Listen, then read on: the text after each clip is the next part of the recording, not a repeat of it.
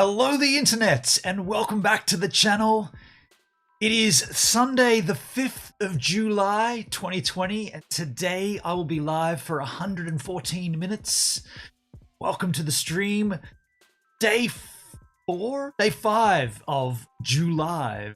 July being a project where I go live every day for the month of July on the YouTube channel. Now this is separate to my DLive content. I go live there daily anyway. Been doing daily live there for nearly on a year, or maybe even a little longer than a year, including the beginning and the end point we're at right now. When I say end point, I don't mean end point, I just mean the point we're at right now. But yeah, I do daily there and I'm doing daily here as part of DLive. Now, DLive is a project began by Danny Black. It's not my concept, not my idea. If you want to go and support that guy, his channel is in my chat right now. Go and click that and go and say whatever you damn well please. I don't even know if I should be giving him props because, you know, we talked about it yesterday. We talked about it on the DLive. I don't know what I should be.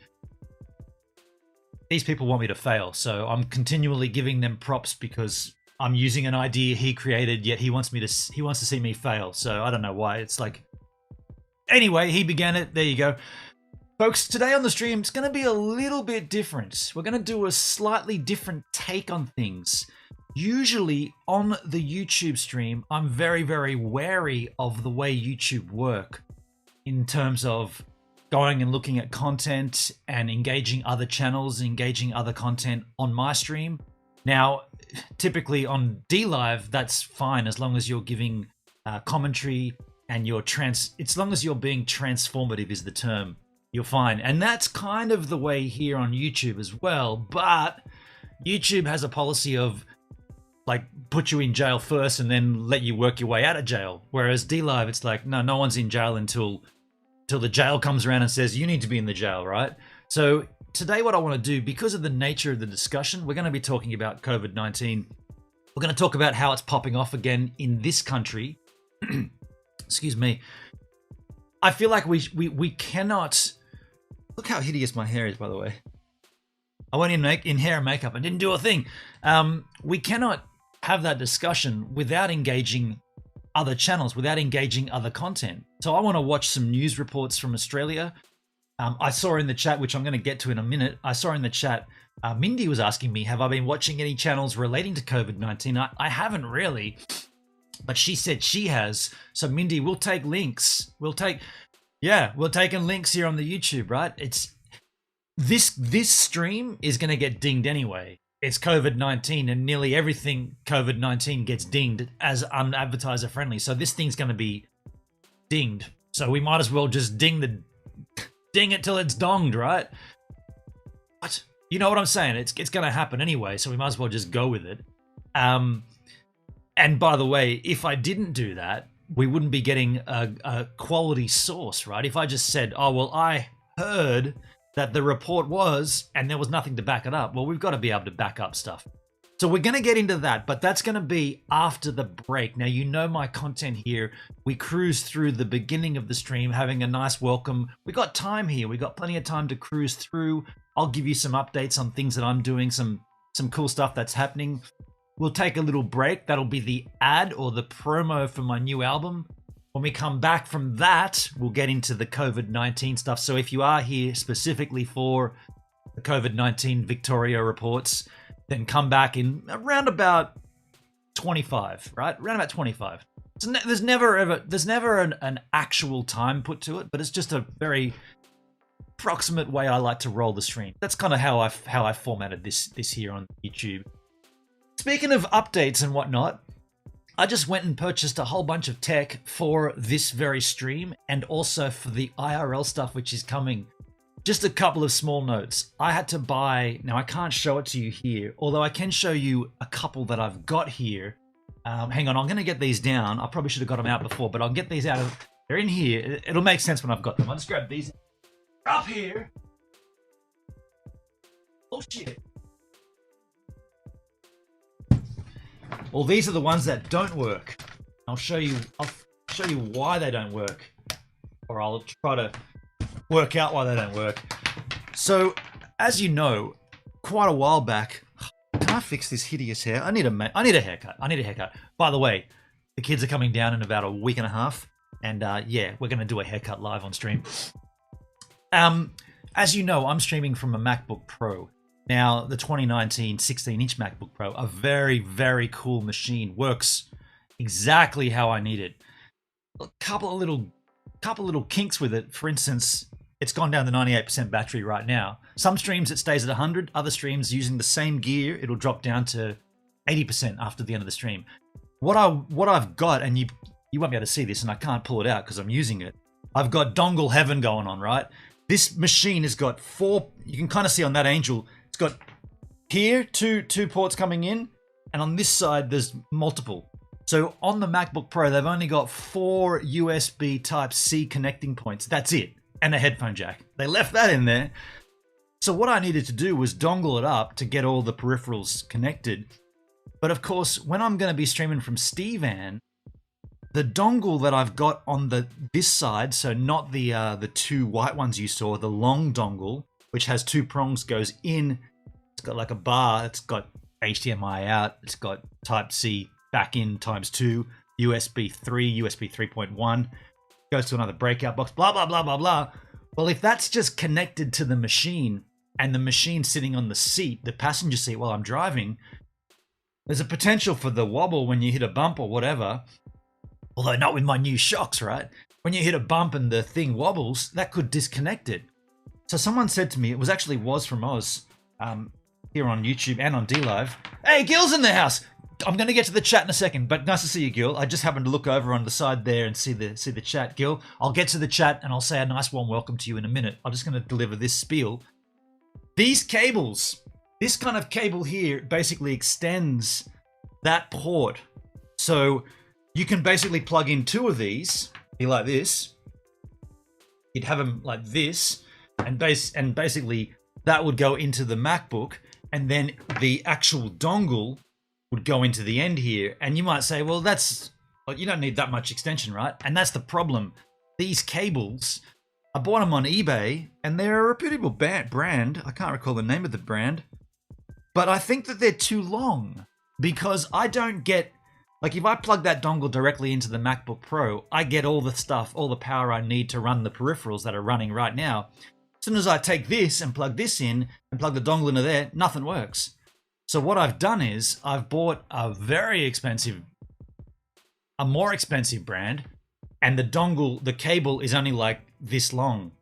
So I think there's an issue with the length of cable here on this shemazzle, which stops me from using how I need it. So that's one piece of tech that I just bought to enable streaming from Stevan to work correctly. Now, I did neglect the chat, so let's go back up and have a look at the chit chat. Perd says, Firewire or get the I can't swear this early on a YouTube stream. You can swear on a YouTube stream. Now, I don't swear often, but you can cuss. But you're not allowed to cuss at the beginning of a YouTube stream.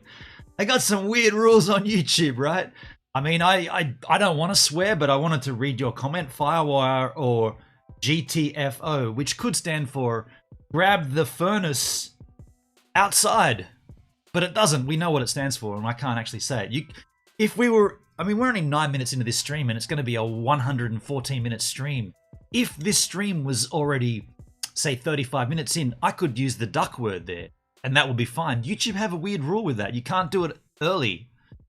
So what, the word's okay, but it just depends when you use it? Get out of here, YouTube. Very, very confusing. Let's go back to the top of the chat here, folks, and I will read and say hello to everybody. So I began the chat this morning with hello the internet. Mindy came in nice and early. Thank you, Mindy. I always appreciate having you up there when you come in like that. She's having a 3-day weekend. She's having fun with her sister. They've been up to the lake. Lots of barbecues and bottle rockets. So you guys are allowed to have fireworks, aren't you? That's an American thing. We banned them in Australia years ago. Like, I feel like I was still a young boy. I would have been like 13 or 14. So that's way back when. 1990, I guess. We banned them in this country, which, yeah, it killed me, because I used to love the smell in the neighborhood when you'd walk around. We used to call it cracker night, firecracker night. The smell, you'd walk around the neighborhood, and there was a smell of gunpowder, right? Which is a kind of a strange thing to enjoy, right? It's like, What's gunpowder used for? Blowing crap up, but the smell's kind of nice. I used to like looking for firecrackers that hadn't gone off yet. You'd find them usually in the gutters in the street, like, or under hedges or something. There'd be one that didn't pop, and you'd go and get it, and you put it in your collection.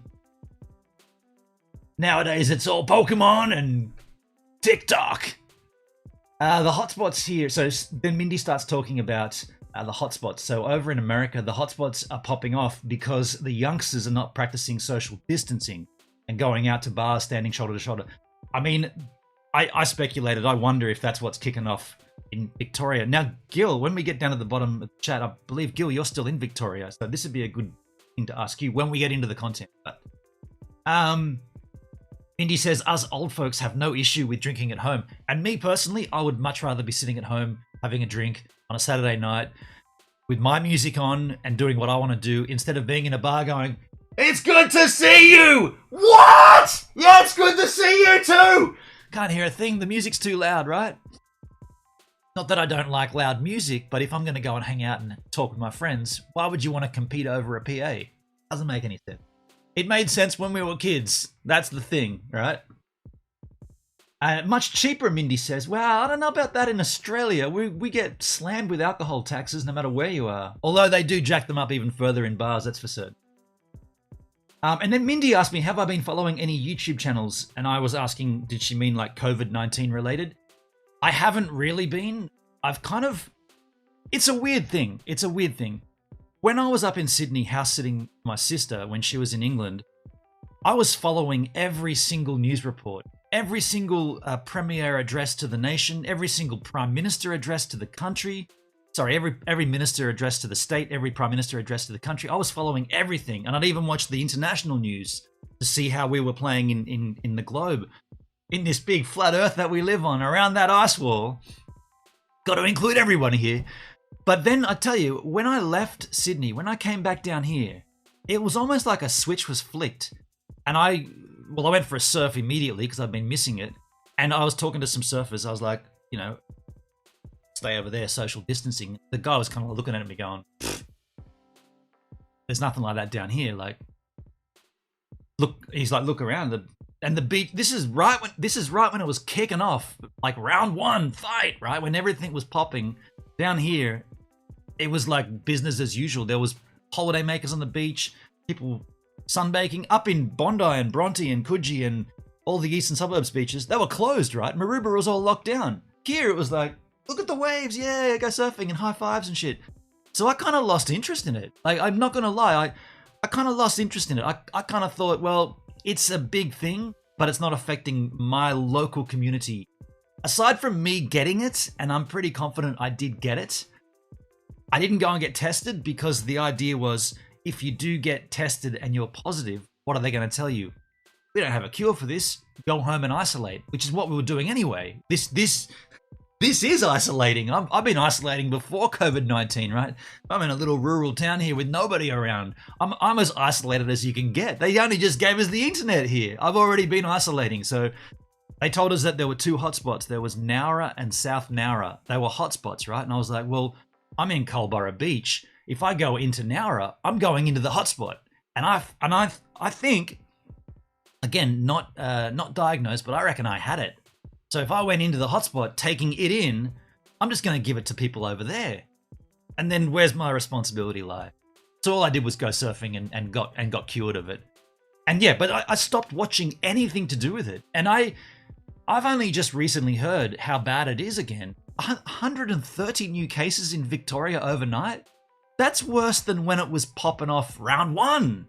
That's bigger than round one. So we are certainly in the midst of, how long are we in here? Can I say shit? I don't know. Shit's not even a curse word anymore, is it?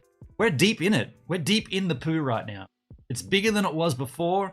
And I don't know why. And I guess I'm going to use this stream to work out why. And I've now gone into the subject matter, and I wasn't going to do that until the break, but you talked me into it. So I said I'll see you in 10. I always do that when I go into hair and makeup, and you're going to need a lot more done to fix this schmozzle. I tried. I got to get a haircut. Look, you know what's bugging me? This shit underneath here, right? This is what's bugging me. It tickles my ears, tickles my nasal passage. Perd Beer in the chat. G'day, Perdski. How do you do? Good morning. Good to see you. Good to have you all the way from Germantown, Germany. Mindy's tired from a day at the lake. Sup, Gives? Perdskier? Perd Beer. Terry Alexander's in the house. Independence Day, USA. It's the 4th today, isn't it? Of course, it's the 5th today. There you go. Happy Independence Day, America. Go for it. Get that independence and let those firecrackers off. Mindy's channel. Terry Alexander, hi. Ozman, hey, Ozman956, what up? Hey, Ozman, good to see you. How do you do? Nice to have you, man. Good evening, Terry, Mindy, Perd Beer, sup, Ozman, hello, everybody. Gil, and that's when Gil came in. Gil, it's nice to see you in the chat, buddy. And I was going to say, everybody that's not sure who Gil is, I guess this goes back, Gil, would you say 3 years ago now? And if that's 3 years already, that's extremely quick.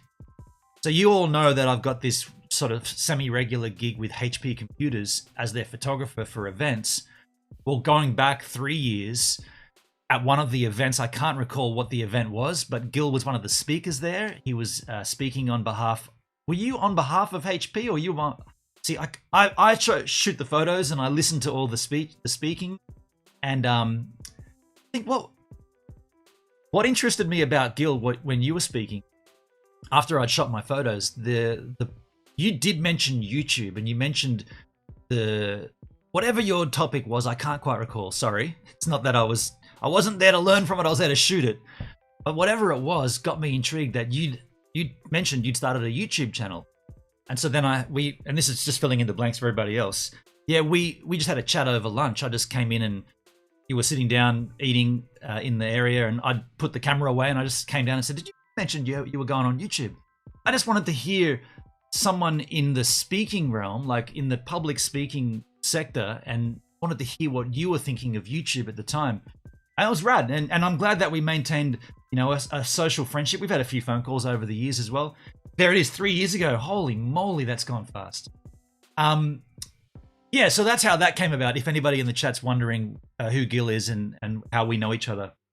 So back up in the top of the chat. Not the top, back up where I was. Mac love. But you wouldn't, Gil, you wouldn't be on a Mac, would you? You'd be on a PC, surely. Gil does lots of maker, creator spaces for makers. Now, makers are like, again, this is a little bit out of my depth here, but like 3D printing and using tech to do things like, it's kind of like, it's like Black Mirror, I suppose. I've been watching a lot of Black Mirror lately, and some of the stuff in there could sort of slide into sort of what Gil does, but a little. I'm sci-fiing it up a little bit, but it's good to see you up there, man. Mindy's channel, thanks, Perd. Hi, Gil. Everyone's saying hello. Sorry to interrupt. No, that's cool. I always make a point on my live streams to really get into the chat, because without a live chat, this might as well be a video. So I always acknowledge every single chat comment if I can. A lot of the times I miss them though. Not gonna lie, I do miss. Get the fanny out, Perd Beer. Firewire or get the fanny out. There you go. Political foolishness. Hello, political foolishness. Howdy, Gibbs. How you doing, man? I've not seen you before. That cheers is for you, buddy. Nice to see you. Nice to have you. We're talking about banning them here for New Year's Eve. Fireworks in Berlin, in Germany. They're talking about banning them. Interesting. Karen Wesley. Hello, Karen. Howdy, Mr. B and Gibbs. How you going, Karen? Good to see you. Nice to have you. Nice to know you. Banned in the late 80s, was it? We used to buy them at milk bars. That's right, milk bars, delicatessens. That's true. And news agencies. We used to get them at news agencies. I used to get mine from the Janelli news agency. Yeah, that's right. I forgot about that. Late 80s. Wow. I would have been even younger than that. I would have been under 10 then. I guess that makes sense. Under 10 years of age when they banned firecrackers. Perd Beer, I support the Aussie ban. In Australia, people should be licensed and insured. I mean, it makes sense, right? It makes sense when you think about, like I said, an under 10-year-old boy running around the streets lighting fire, like open flame, and letting... I mean, it completely makes sense that they banned them. Like, I'm just lucky that I lived through it, right? I'm lucky that I had that experience, but I completely understand why they got banned. Like, there was a less population back then too. Now we got way more people. Could you imagine if they were all running around? Imagine how many pranksters and TikTokers would be doing it on camera to get the reactions, and then all of a sudden buildings are burning down and parks are burning up and national parks are on fire. it would be a disaster, right? Be a disaster. So I'm with you, Pert. I support that. Howdy, Mindy. Karen says, Mindy, autocorrect strikes again. Howdy, Amindy. Amindy. Charlotte Rose in the house. Charlotte Rose, good to see you. Good morning, Ben on in chat. How you going, Charlotte? Good to have you. Don't take the test. Yeah, Terry, I feel you. I feel you. Unless they have a cure for it, what's the point of the test? Really? The test, I guess it just shows where things are happening. But like I said, we already were told there's a hotspot at Nowra and South Nowra. And that's 12 kilometers from. So they're hotspots. So if I already knew that, what's the point of me adding one more statistic to that? It's already registered hotspot. I just figured I want to go surfing, and they were allowing us to go surfing. You couldn't go swimming. That was weird. You couldn't go swimming, and you couldn't go sitting like sunbathing on a beach, but you could go surfing. So I went surfing. Everybody's saying hello to Charlotte Rose. Political foolishness. Mindy's channel. There is a surefire way to avoid the novel coronavirus. Just avoid reading books. Just avoid. Oh, so okay. I guess political foolishness up in the chat is trying to say that the whole thing's fake and whatever we read is what they're giving us. But like I said, I had it, and I know I had it. I'll tell you what I had. I'll tell you the symptoms. Had a chronic headache, an absolute chronic headache in the back of my head, in this part of my head. It would only go away when I'd lie horizontal. I mean, I say vertical and then I say horizontal to be silly. I've said it so many times, I kind of think it's a word now. It'd only feel better if you were laying flat. Let's not use the word horizontal. Flat, right? So if I was laying in bed, I didn't have the headache. The moment I got up and walked around, I felt like I had to chuck my guts up. I felt like I had diarrhea. I felt like I was hungover, but I hadn't had the beauty and the pleasure of getting the drunk part. Now, you know me, I don't drink throughout the week. I drink on the weekends. Now, here in Australia, it's only 9:30 in the morning, so I'm drinking the water on a Sunday morning. I had a couple of jacks last night, but when I was up in Sydney and when I came back down here, middle of the week I got this. Middle of the week, lasted 2 days. Completely bedridden, 2 days. Chronic headache, chunder in the guts, almost like violent, almost like July the 4th coming out down the bottom, right? But I never did, like, it never actually happened. I never actually set fire to a firecracker. It just felt like it. So then I went to the area where they were letting them off and no one was firing anything. Very, very strange. And within two and a half days, it was completely gone. Completely gone. Back to 100% health. So I don't know. If you think I read that in a book and somehow made that appear in me, I think that's pretty far-fetched, but for sure, Mindy, for sure, Charlotte, works best stressful with the rising COVID patients.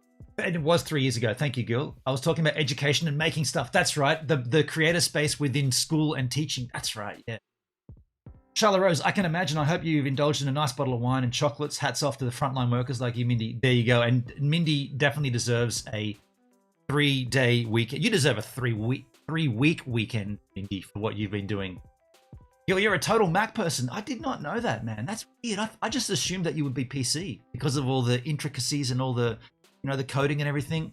I got to tell you, man, the Mac is not a good platform for live streaming. There are so many loopholes you got to jump through to get this thing to work on a live stream. Now, I'm lucky. I've managed to do it for 2.5 years live, creating live stream content, and I've kind of worked it out. But it was a long process to get this to where it is now. Very long process. I could walk you through that some other time, but let's just say that to get a Mac to perform as a live streaming machine, wow, so much extra stuff that a PC just does, like, out of the box. For one thing, for instance, audio, like internal audio from the machine, what they call system audio, to go onto a stream. You can't just get the system audio off a Mac. You've got to have an extra program. I use Loopback. Then you've got to route it through a fake audio device and use that audio device as your all technical stuff. But it works, but it's not as easy as it should be. Heard beer. Gil, does your name orientate from Poznan? Getting the fanny out in Oz is different than getting your fanny out in the USA. Are we far enough into the stream to use the word fanny? I don't know. I don't even know. See, fanny means, like you said, Charlotte, it means two different things there. Political correctness with a message retracted. Oh no. Terry, some people believe C virus, some don't. Some think it's geared towards a forced vaccination. We've heard that. I guess that's not really what we're discussing here on this stream. When we get into the content, we still haven't got there yet, but we've had that discussion on DLive. We've had that deep discussion about whether this is fake and whether this is just a push towards vaccinations. Hey, we've had people on my stream come in and say coronavirus is entirely fake. Get this. I want to pitch this one to you. Coronavirus, the whole concept is fake. It's been put into the public space so that every person will be forced into lockdown and remain in their homes. Now, when everyone's in their homes under mandatory lockdown, the government will then go out into the streets and deploy the 5G rollout. Now, what's the 5G rollout? Why is that tied into coronavirus? Now, this is all what the conspiracy theories say, right? So when you're in your home lockdown, the government's rolling out the 5G networks. The 5G networks are capable of sending out, and Gil will have to help me here, micro signals through the airwaves, which can implant themselves in our bodies. And at the flick of a switch, the government can turn your 5G receiver, your handset or your modem, whatever it is, flick it on, and they can instigate warfare, microbiotic warfare inside your body through the 5G airwaves. Now, it sounds like a Black Mirror episode, but there's people that believe this. They believe that that's why coronavirus was created. Hey Siri, shut up over there. I didn't ask her to say anything. She butts in with, I couldn't find something in your music. Get out of here. So they think that this is basically an act of war from the government. And I would say to these people, isn't war when two people are fighting over a known issue? What you're speculating or what you're putting forward with this theory is more like mass genocide. Because if the government had the idea to flick a switch and activate all of our 5G modems and then kill us all, that's not a war. That's just a wiping of people. That's genocide. That's not what's happening here. So like I said, we don't want to get into that too much on this stream, but it's fanciful to see that that's out there. The concept is out there. People believe this. People believe it strong enough to come into chats and put that down in the chat. What a world we live in! So up in the chat, Poznan is a wonderful city. I spent time there through work. We've played in Poznan. We've played shows in Poznan. Karen's up in the house. Poco Loco. Karen Wesley, of course. See, Karen, I forgot that you were Poco Loco. A little crazy. Poco Loco is Karen's handle over on DLive, and I tried to remember these things, but I often forget. Like, I completely forgot to. The test will tell you not to come in contact with anybody. Exactly. And ironically, Mindy, to get the test, you got to come into contact with people. That's the irony of that. Charlotte Rose, I love all fannies equally. Whoopsie. Okay. Hope you're feeling better, Karen. Laugh my ass off, bird. Novel equals a fiction book. Yeah, novel. That is the joke. So you're saying that the novel coronavirus makes it fiction. Okay. Gil, Mac is a great machine, but sucks for live streaming. I also had the same issue thinking of building my first PC system in 20 years as a base for live streaming. Dude, yes, I was thinking the same thing. I was thinking the exact same thing. Someone asked me, said on DLive a while ago now, they said, I'm thinking of streaming, what would you recommend? And I was like, well, if you look in my about section here on YouTube and on DLive, you will see I recommend a hell of a lot of Mac equipment. But if you have nothing at all, I would recommend don't listen to me and go to someone who's streaming on a PC and ask them the same question. Because if I'm going to recommend you start streaming and you have nothing, you've got a phone and that's it, I'm going to recommend Macs because that's what I use, but they're not. I know that they're not the best. So you need to start from scratch. Go and get a PC, and I can't help you with that. I haven't used one. I mean, I've touched them, but yeah. Karen, getting there, Charlotte, feeling better today. I don't believe the 5G conspiracy seems stupid. It does seem stupid. It's totally ridiculous.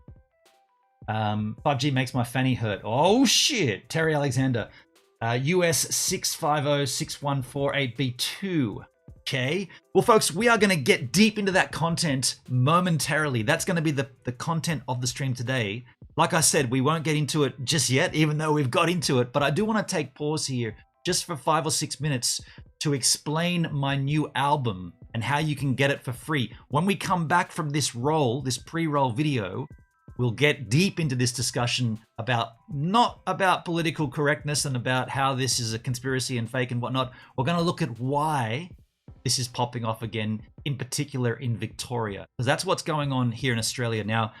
This is kind of like the edge of the global news, right? This is Australia specific, but we will take other situations globally. What's happening in your community? How is it going? We've had 130 new cases overnight. So let's take pause, come back into this content with the topic of discussion. If you've got links relating to this, get them ready. Welcome back to the, no, not a slightly random daily song at all. This is not slightly random, and this is not a song. This is a video to explain to you the Armageddon and how you can get your own copy of the Armageddon. Now, what's the Armageddon? It's my latest release. You know, I've been talking about the music I make under the moniker of That's Well, we've been discussing the latest recording. It's been taking place for the last little while. I'm happy to announce that today is release day, July 1, 2020. Why have I chosen the date July 1st for the release here? No reason except that everything kind of moved towards that being the end point of the recording process. And I figured for the whole month of July, I could promote this album, getting it into your hands. I want to give it to you for free. That's the thing. I want to give you the album for free. So as of today, and right through the whole month of July, there will be a link that I'll make clear to you either in the description here or in the chat. This is the link for you to go to and to nab the album for free, completely for free. You can download those MP3s and go to town.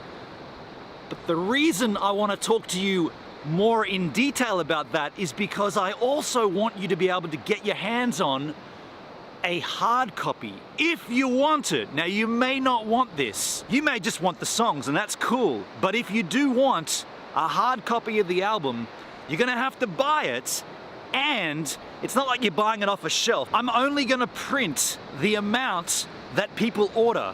So from July 1, let's say through to July 30, right? That's the whole month. That's the order process. So if you put your order in anytime in July, that means you are getting a hard copy of the album, but it hasn't been made yet. At the end of July, I will snap that process off, and if you've ordered, we'll go on and get those printed, and then I'll ship them to you. Now, the cost will be very, very negligible.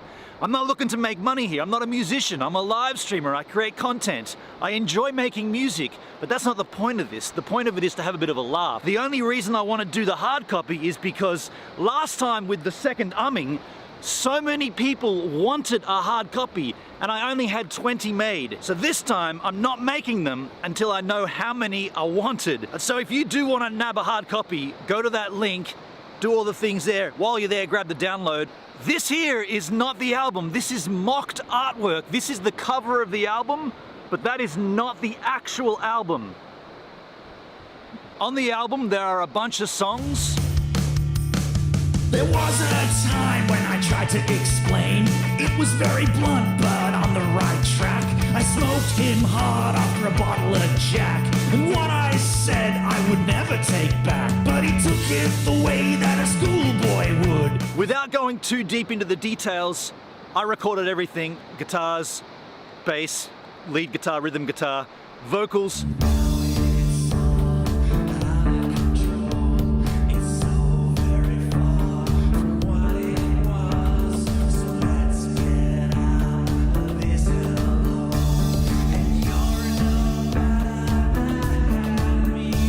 Now, you know Duncan, Buzz Kingo. On certain tracks, he came down here and helped out, added his little bit to it as well.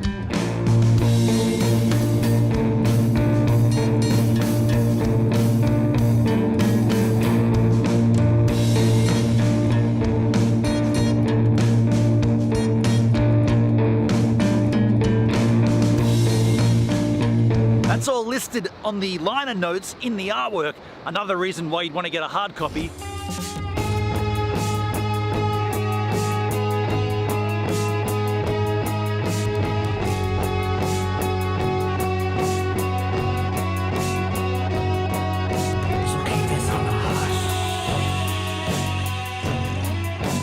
Having Duncan down here to help out with the music was so rad. It was so much fun. But he's not the only guest to appear on the album. Out here in the ocean, one day I was surfing with a South African guy who was holidaying in the next door house. And after a bit of chit-chatting, we got hanging out, and he kind of said, "Oh, just curiously, do you happen to have an instrument? I mean, I've been missing the guitar. I play a bit of guitar." He came in, we had a jam, we wrote a song. It's on the album. That all came from surfing right here, just random surfing with a stranger. It's looking for the dream. Today we're gonna feel like never before. Number 3, tomorrow the same. Also featured on the album is the handiwork of Lachlan Sheehan. Now, Lachlan is the sound engineer with Tracer. He did a beautiful, beautiful job at polishing a turd. He didn't just polish a turd, he rubbed that thing until it shone like Jupiter in all of its glory. Does Jupiter shine? I don't know, but whatever Lachlan did, he made this stuff way better than what it was. Lockie, dude, thank you so much, man. Go and have a listen to this and tell me this doesn't sound audibly, sonically insane. Lockie, yeah! There's also a few cover songs in here. Now, you guys wanted me to do 4 Non-Blondes, so I did that. That's in there. Sometimes when I'm lying in bed just to get it all out, what's in my head, and I'm feeling a little peculiar. And so I wake in the There's also a Pink Floyd cover. There's also an Omnis cover, right? I covered one of my own songs.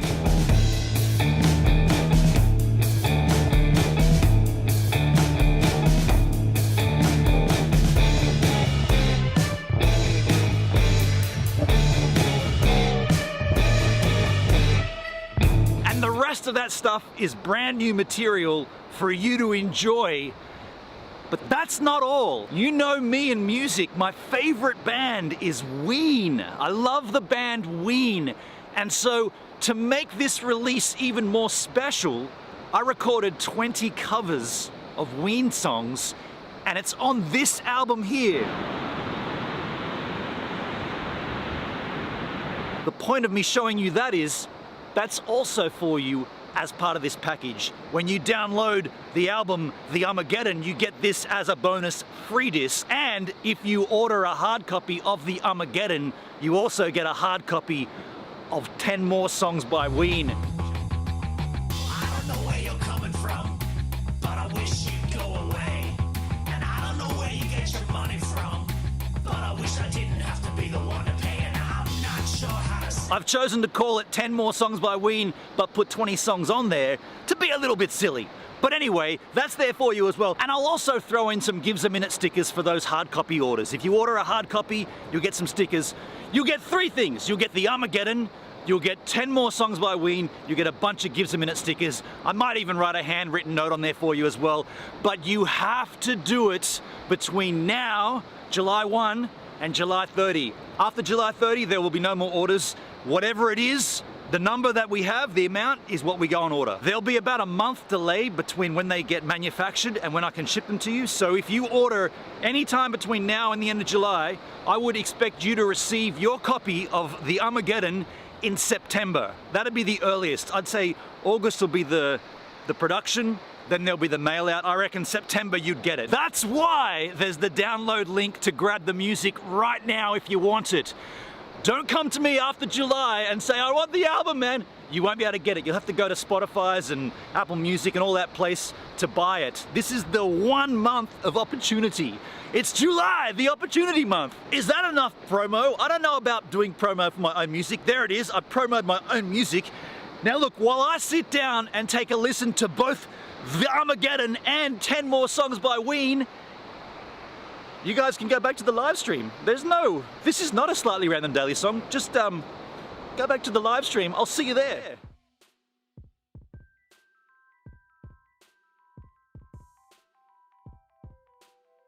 Oh, you got me, folks. You got me. That's the Armageddon. That's the little promo piece I had for you. If you do want to nab the album for free, the link is again in the chat. If you want it, only for the month of July, you can get it for free. If you want to order a hard copy throughout the month of July, that's where you do it. Now, let's just have a quick look back up there. Karen says, if you lived under a 5G tower, you wouldn't think it's fake. We know exactly when they kick it up here. Migraines cause migraines, nausea, and dizziness. Sometimes you feel like you're cooking on the inside outward.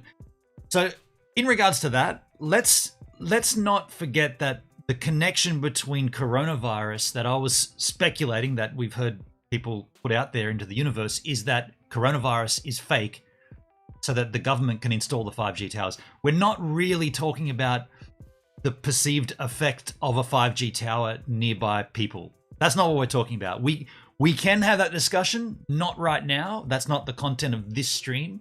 Maybe tomorrow. Maybe we could have this discussion tomorrow. You guys have a 3-day weekend in America. That would be your Monday. Do you want to have the discussion tomorrow? Does 5G cause dizziness? Are there ill effects from 5G? But that's not what we're talking about here. So I understand, Karen, you've got your issues with it. You've got your thoughts about it, but that's kind of not what we're talking about right now. The only reason I brought up 5G was because we were talking about how conspiracy theorists say that the coronavirus is fake, and the only reason they brought it out was to install 5G. So that was I don't want to get off topic here. You know me, I can easily go off tangent and continue straight down a different road, but I want to keep it kind of towards the discussion point. Ozman said scary. Mindy said that's terrible. Karen, sorry to hear that. Charlotte Rose says, and so she says, there's a guy on YouTube that claims he quit working on the installation of the towers because he knew they were full of radiation and he knew people would become sick. I mean, there's plenty of people on YouTube that are going to say one thing or the other, right? Let's not just say because it's on YouTube, it's factual. You know, we gotta have the steak. Money's too tight for steak. Steak. Love the new album. Gives #double. Gives Sunday. TKK 1990 with a $10 super chat. Love the new album. Thank you, TKK 1990. Appreciate you. What did you say again? You said love the new album. Gives #double give Sunday. Yes, a double give because I'll be on D Live later on. Thank you so much for the super chat, my friend. Good to see you. TKK 1990. Yes, let's do 5G tomorrow. Okay, cool. As long as we're, and then we need to do a stream dedicated to fannies. Oh shit. Oh, can I say shit? I can say shit. We're 43 minutes in. I could even say a little bit more if I want, because we're far enough in now that I could say the F word if I wanted to. Now I don't want to say the F word. Okay, I'll say it. Fridge! That's all I'm going to say. Let's do 5G tomorrow, and then we need a stream dedicated to fannies. Crikey. But yeah, so let's move into the content here. I want to talk about, in specific, and I did get that link from Mindy as well. I've already got that out of the chat. Thank you, Mindy. I want to talk a little about Victoria first in Australia. So, as I've already alluded to, we've got new cases to the tune of 130 overnight in Victoria, in Australia. Now, Victoria is a state of Australia. Australia is made up of states and territories. So I'll just show you, I guess, if you're not familiar, this is the continent of Australia on this big flat earth we live on. If we zoom in a little, it'll give you a perspective of where we're actually talking about. So this area here, you can see my map. I'll go in even a little deeper for you. Too deep. This area here, known as Victoria, it's kind of like just this section of the country. It encompasses Melbourne. That's the city there in Victoria. It encompasses this kind of, if we zoom back out, you'll see the state line. Here, the state line, Victoria. So this is the area we're talking about, just to put it into a global perspective. That's the spot we are discussing here. We don't really, I don't know why it's popping off again in Victoria. I don't know how the numbers correspond to other states and other territories in Australia. I understand South Australia has no cases and it hasn't had any for a long while, but Victoria's getting 130 overnight. So something's going on. Hey, Joybell up in the chat. G'day, Joybell. 1, 2, 3, 4. Joybell. 1, 2, 3, 4, 5, 6, 7, 8. I could extend your handle for as long as I needed to. You said, by the way, hello. Good to see you. I don't know who you are. It's nice to have you up in the chat. You're welcome here. Victoria is cooler than other states and COVID lives longer outside the body and is able to spread faster in cooler climates. Well, using that as a theory, you'd be looking at Tasmania as being even cooler. It's further south. Now, don't forget, folks, down here on the flat earth we live on, I'm just trying to put this out there, the further you go south, the colder it gets. So in the northern hemisphere in America, the further south you go, the warmer it gets, but it's the opposite here. So technically this part of the continent, this is still part of Australia, this is Tasmania, that should theoretically be even colder. But they're not getting COVID-19 popping off willy-nilly. But Victoria is. Remember, you're talking about my hometown here, Gil. I mean, this is great to have you up here, Gil, because do you know why? Why is this happening? We got a news report here we're going to look at, which maybe will help explain it, but I'll take suggestions from the chat as well. Let's go across here and have a look. This is a news report from Channel 9 News here in Australia. Good afternoon, Brett McLeod with you. Premier Daniel Andrews is about to give a major announcement on the coronavirus crisis. We'll go to that media conference now. Some significant announcements. First things first, we have 2,469 cases of coronavirus in Victoria. That is 108 more than yesterday. So this would have gone live yesterday. So he's talking about the day before. He just said total of 2,000 cases in Victoria. Now, you did see how small Victoria is in relation to the country. This is a significant outbreak. Perdbeer, people are getting complacent. Today was the first day I forgot to put a mask on when going into the shop. I was reprimanded. Okay. That's a fair point. Is that what we're seeing in Australia, though? Because don't forget, we did hear mixed messages from our powers that be. Often they would say masks are not necessary. Often they would say masks are only necessary if you're infected. Often they'd say the other thing, masks are only effective if you're not infected and you're protecting yourself from being infected. We kept hearing multiple different messages. We heard schools are okay to send kids to school. Then we had an outbreak where it was linked back to a young person at school. So then they were saying schools are now closed. No, schools are. The message was schools are open. Don't send your kids to school. It's like there's very mixed messages. Well, and by the way, when I say we were getting these messages, this goes back to the initial breakout. Like I said, I've neglected to follow any of this stuff. When I heard about Victoria kicking off again, this was news to me. I did not know this was a thing. So I want to learn about this as much as anybody else, and I want to see what we can do or what I can do to help stop this. Because if it's in Victoria, I'm assuming the borders are closed. Gil, do you know if your borders are shut? I know they closed the Queensland borders way back then. That's the other thing. They closed the Queensland border. So the Queensland is another state. Let's go back to that map again, folks. I've got it handy. For those that don't know, Queensland, as you can see here, I'll go in a little deeper for you. This is Queensland here. This from here down this the top right-hand section of the country, basically. They closed that border. You couldn't go in and out of Queensland. So I live in New South Wales, which is this chunk area here. Kind of like I wish you could select it and change color. Kind of like this area here. I live in this area. Basically I live in Sydney, the capital, not the capital, the biggest city in the country.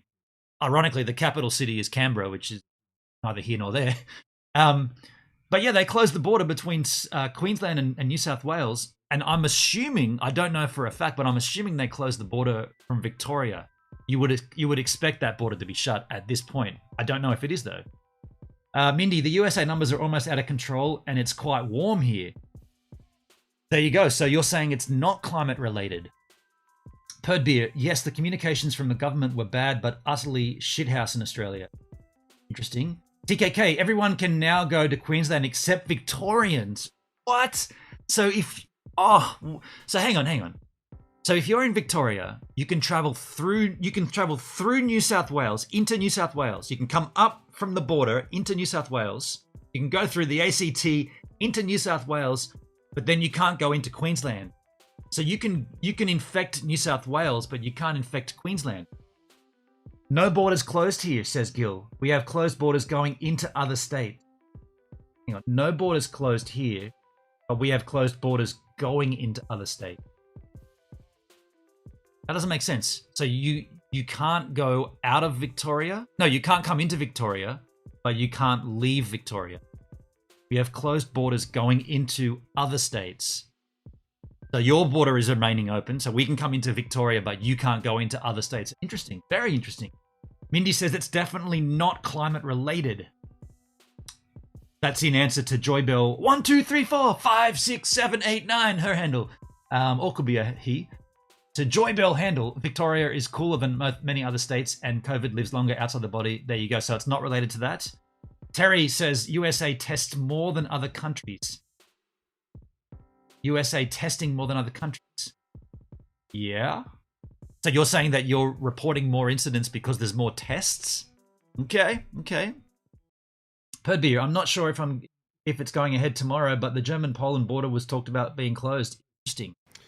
The breakdown of those, and of course Annalise will be only too happy to take you through any further details that you might want, but at a top level, 14 are linked to controlled outbreaks, 25 are the result of routine testing. 14 of the 108 new cases a couple of nights ago, 14 were linked to controlled outbreak. Is that what he said? Controlled outbreak? Might want, but at a top level, 14 are linked to controlled outbreaks. Can I just ask someone in the chat, what is a controlled outbreak?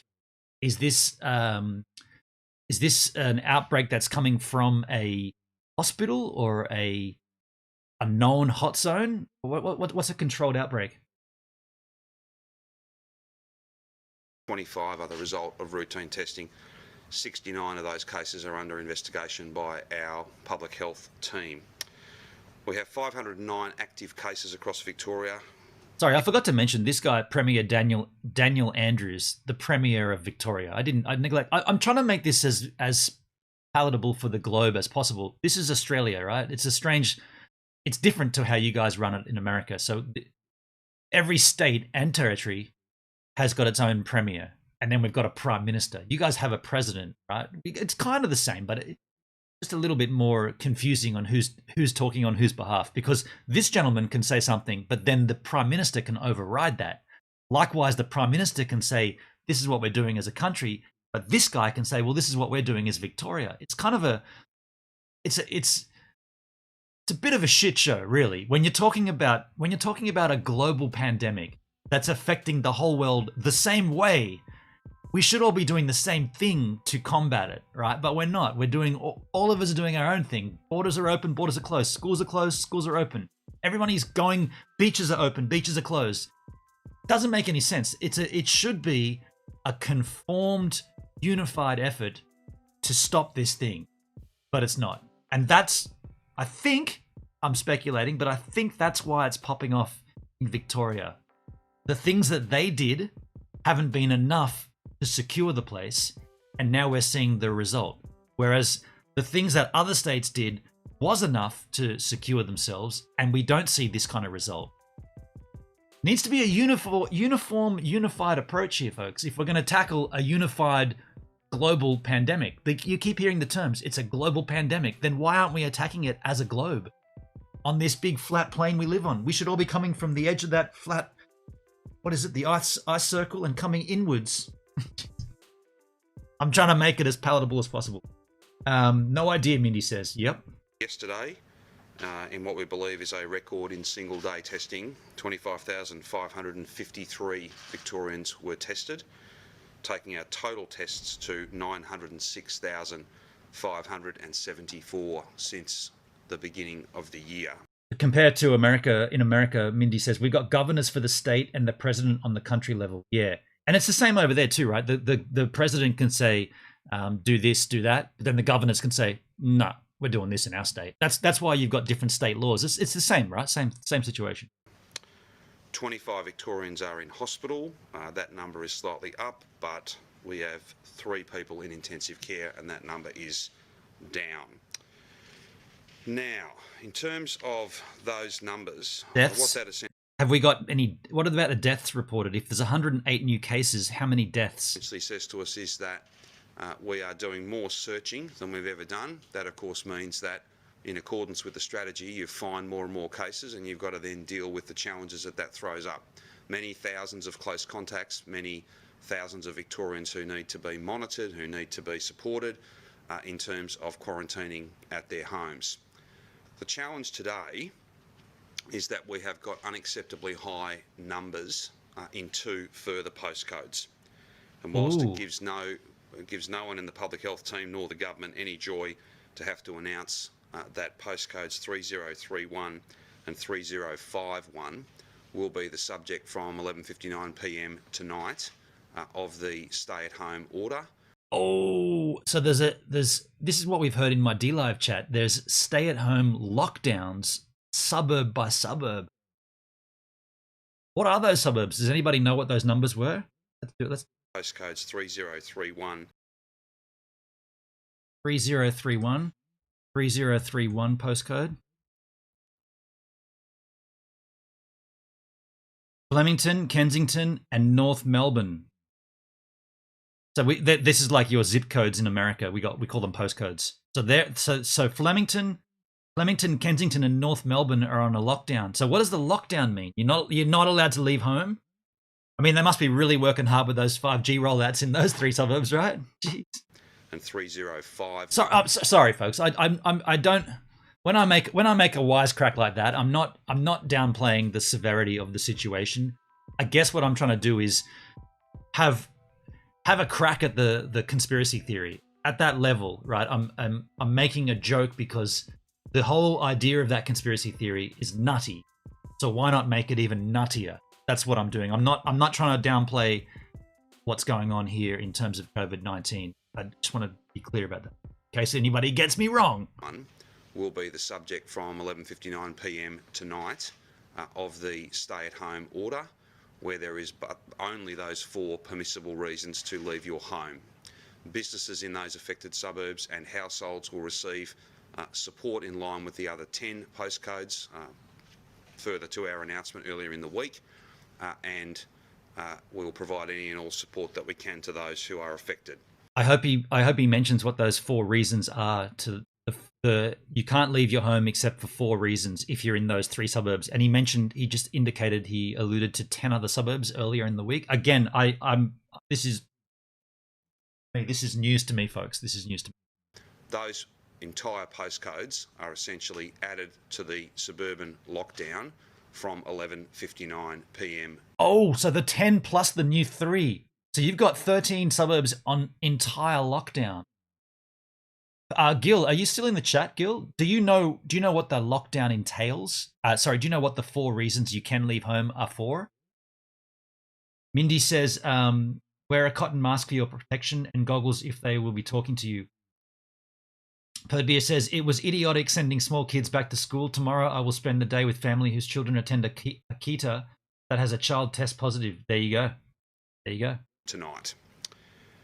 Further, and this is in many respects the most challenging issue that we have dealt with throughout this entire global pandemic. 9 public housing towers in those postcodes will be the subject of a complete lockdown. Oh, effective. What? 9 housing commission towers. Now, again, to put this into global language, this is like the projects, right? The projects, the places where government issued housing is, and it's in the form of a massive high-rise tower. 9 of them are in total lockdown. I gotta tell you, this is gonna pop off bad.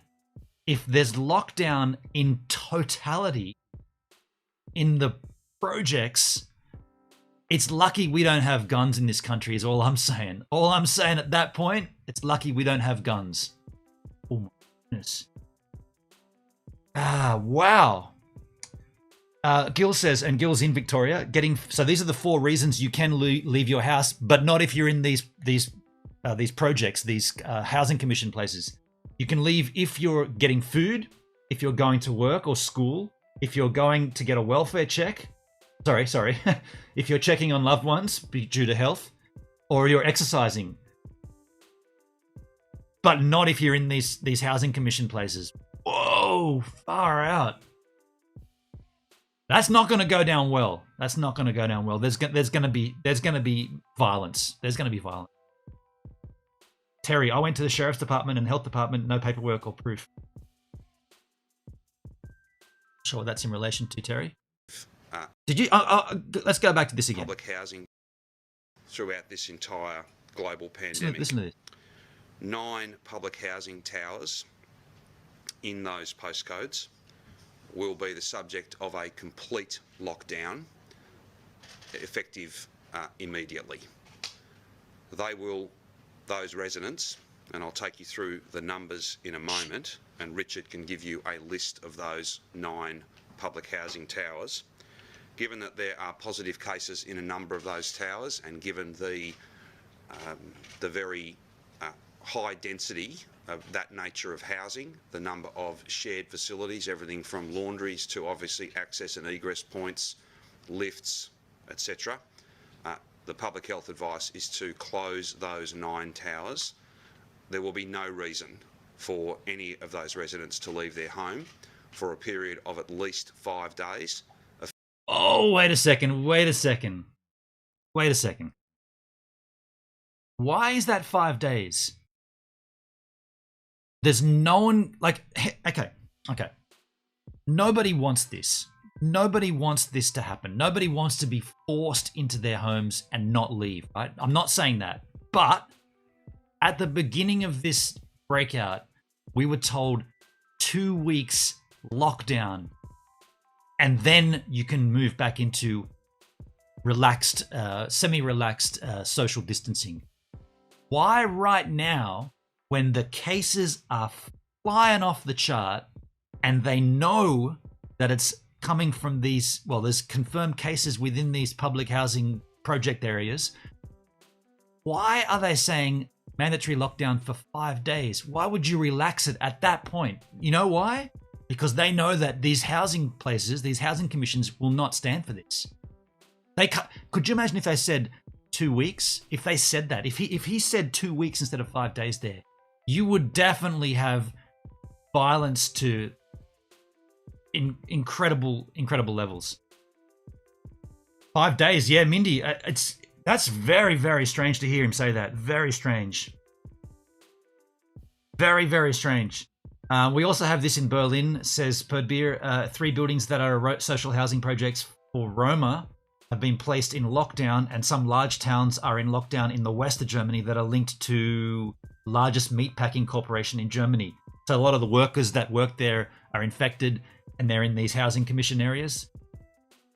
5 days, maybe for investigation. They've already established that there's cases there. They've already got the confirmation that there's cases in these buildings. So, you know what this is? This is the Princess cruise liner all over again, but it's not docked at sea. It's in the suburbs. This is think of this as a cruise liner. It's an infected space, in this case a tower, in the suburbs, and they're saying 5 days mandatory lockdown. I gotta tell you, I don't think this is gonna help. I think this is gonna make people angry, and they're gonna get out of their homes. They're gonna say, F it. How far in am I? I'm an hour into a stream, I can say fuck it. Wow, this is huge, folks. 2 months in the USA, yeah. Well, we had 2 weeks mandatory here. It was 14 days. Charleroi, not racist, but the entire population of those housing developments are black, and no doubt a lot of them were involved in the protests. Well, if you're going to trace back to where it came from, you could definitely link those things together for sure. I don't think that's what anyone's doing right now, but if that's what we're seeing, they're not going to respond well to this. Wow. Large breakouts, this is Gil speaking. Large breakouts in the public housing buildings. 5 days allows for testing and keeping the breakout in quarantine. I bet that it will be longer, but the quarantine period, we know it's 14 days. Oh. Some places require masks and 6 feet distance. Maybe they want to test all occupants and takes a few days. So what was the 14 days we were told earlier then? If this is 5 days, what was all the 14 days about? There's also a person that attended Black Lives Matter protests in Melbourne that was infected with COVID. 10,000 people turned up to that protest. The protest is where this all blew up. Oh, man. Wow. Effective immediately. We don't take that step lightly. We know and understand that it is a big cohort. It is also a group of people, many of whom are amongst the most vulnerable in our Victorian community. But the risk to public health at a personal and family level, the health and wellbeing of those residents who all live very close to each other, the fact that there are positive cases in some of those towers and logical patterns of movement, friendship groups, family groups, mean that the best and most appropriate step is to the hard lockdown in those 9 towers. I again make the point that is effective immediately. Look, there's no way that's going to work. There is no way this will succeed. Not a chance. Perdby, yesterday the sex workers protested in Berlin about COVID-19 lockdown or about something else? Before I take you through the chain of command and the Victoria Police response to deliver that hard lockdown, let me just share with you some numbers. This is a huge announcement. We're only 4 minutes into this announcement. This is massive, right? This is massive news. To those 9 towers. There are 1,345 units of housing within those 9 towers, and there are approximately 3,000 residents, that is adults as well as dependent children, that live in those 9 towers. So it is a very significant cohort, a very large group of people. The Minister will speak in more detail. Safe in the house. Ben on Ossity again. G'day, Safe. How you doing, buddy? Good to see you, man. Mindy, the 14 days is because they couldn't test all citizens, but 5 days to test all in a building, then further quarantine the positives. So so you think, Mindy, they're gonna walk through that building and test everybody and take those that are positive out of there? I'm just saying, this is not gonna play well. Charlotte Rose, they left too long to lock down anything. All of Melbourne are pretty much in a seaside town near me on holidays. There you go. Now, no gatherings in large groups in some states.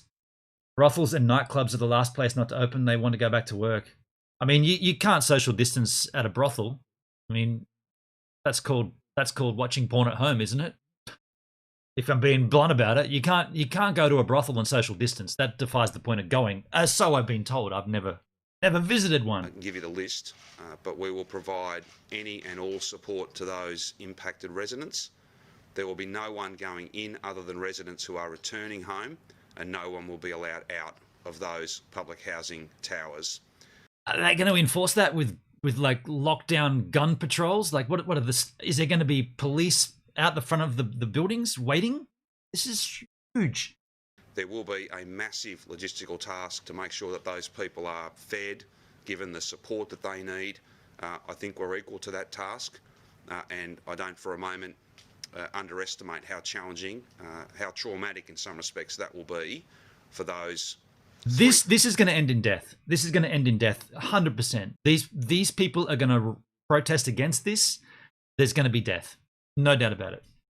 And there you go, Safe, up in the United Arab Emirates, our curfew is lifted now. Airlines are open. I mean, Safe, I thought that we were seeing the tail end of this, but we're specifically looking at Victoria in Australia here, and it's popping off big time. This is worse than when it was initially a thing. This breakout, what we're seeing now, is totally worse than what we actually saw at the start of the year for the COVID-19. Folks, I've also got to go and turn my heater on here. It's too cold in this room. Just 1 second. I'm going to turn it.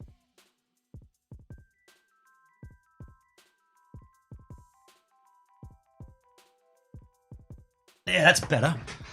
Millsy in the house. G'day, Millsy. Yeah, I'm live on YouTube, dude. I'm doing a project called Julive. It's live every day for the month of July. Not a project I began myself. This is the concept designed by Danny Black. If you want to go and give him props and say, dude, I love the Julive concept. I put his handle in the chat. I put his channel in the chat. Go and click that link. Tell him to feel the gives love, even though the guy hates me. But this is his concept, and I'm taking it again this year, running with it. We're just learning about the Victorian breakout of COVID-19 and the response from the government. It's looking pretty hectic. Just as a little reminder where we're looking at here, folks, in terms of the globe, in case you're just coming in, this is the continent of Australia. Put it in global perspective on this flat earth we live on. We're looking at this particular state here. So as I zoom in here, we're looking at this state down here in the bottom right-hand corner of the continent. This is where we're focusing our attention.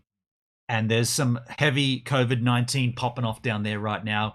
The response is pretty huge. Lockdown for 9 government or 9 housing commission housing situations, such as like the projects that you guys know in the States. Complete forced lockdown. Now we're just learning about how they're going to patrol that by the forces, and we'll see what this involves. Residents.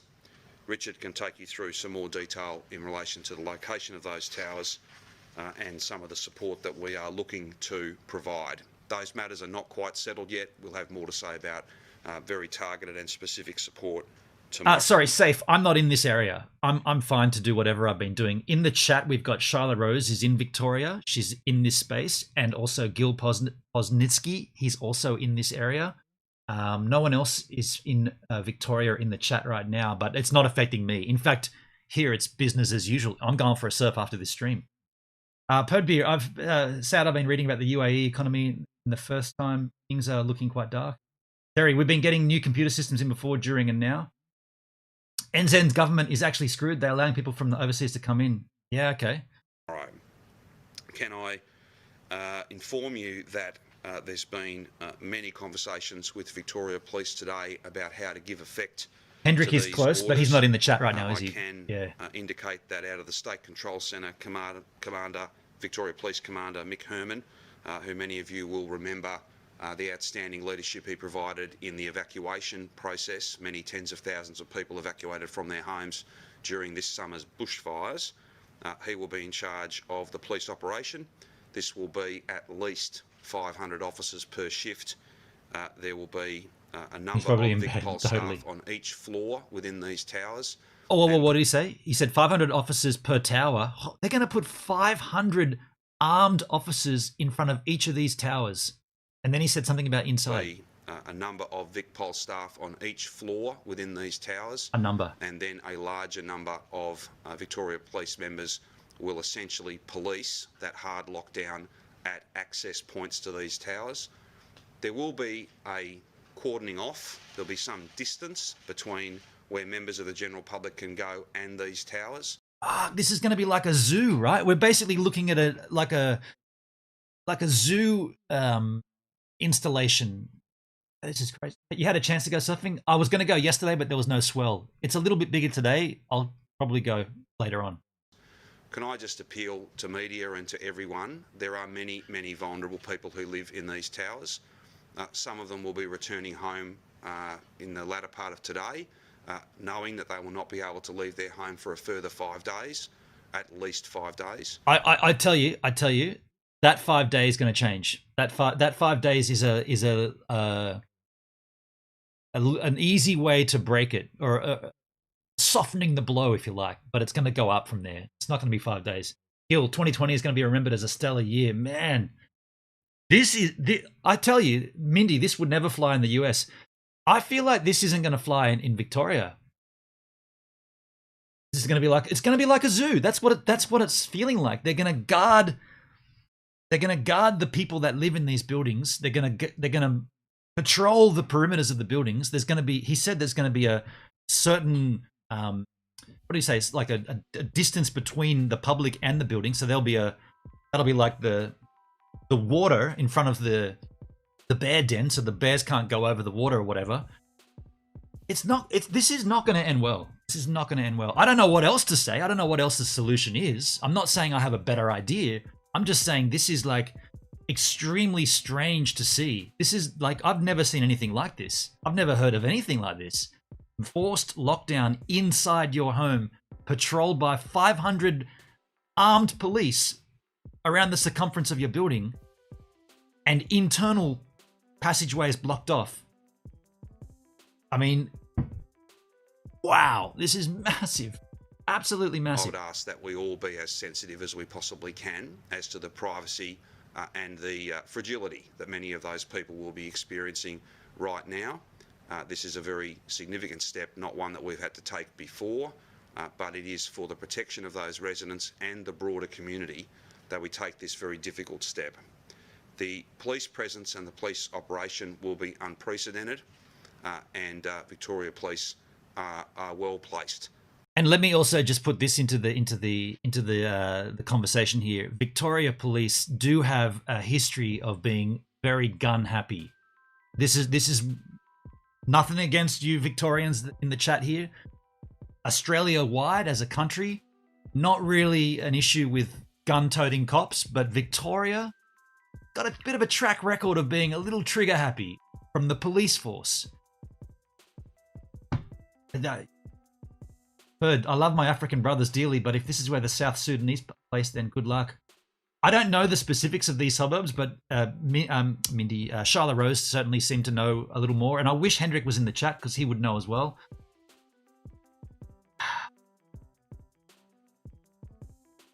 Safe says, for future history students, if you're gonna ask anything, it all happened in 2020. Sorry, yeah, that's the year. It is nuts, Mindy. This is nuts. What is the Victorian government to your understanding? That's kind of what I just highlighted there, Terry. Yeah.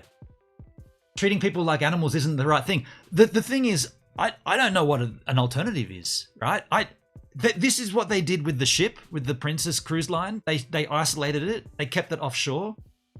What do you do when it's internal? When it's a ship that isn't a ship? Because that's what a big building is. Essentially, it's a ship, right? What do you do? I don't know what to do. I don't have an answer here. All I'm saying is that this looks nuts. This looks crazy. I don't know what else to suggest, though. Unprecedented. Gil says, situation is bad. No government body would want this to happen. Those towers are a huge potential health issue. That's why it's happening. Yeah. Does anybody else have an alternate solution here? Is there any other way this could be handled? Or is this the way that it should be handled? Like it or not, like it, if you live there, like it or not, is this the only way this can be handled? Because I don't know.